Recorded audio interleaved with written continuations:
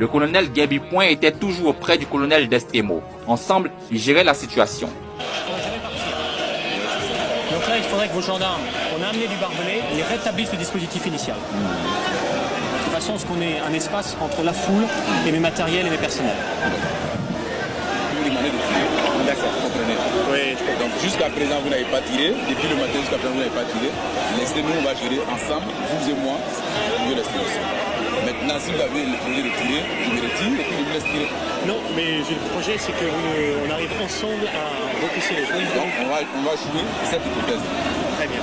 Cependant, le colonel Destremo était très excité et tendu. Il menaçait sans cesse qu'il allait faire tirer sur la foule. L'armée française était très calme, contrairement à son chef, le colonel.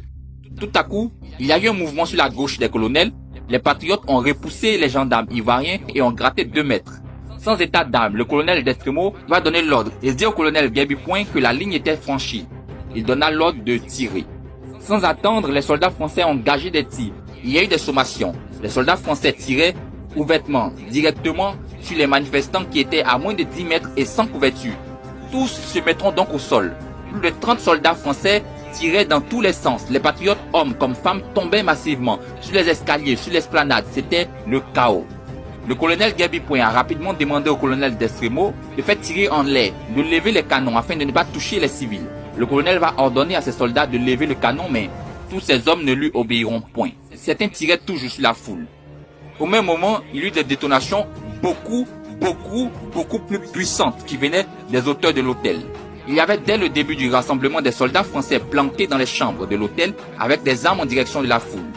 C'est l'une de ces détonations qui a fait exploser le crâne d'un patriote à côté d'un des gendarmes. La fusillade a duré environ 20 minutes.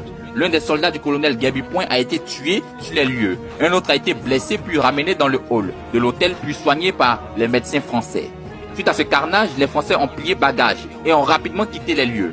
Et c'est à cet instant que tout le monde se rend compte qu'il ne s'agissait pas de simples soldats venus protéger les intérêts français, mais plutôt des soldats envoyés pour arroser le peuple, littéralement.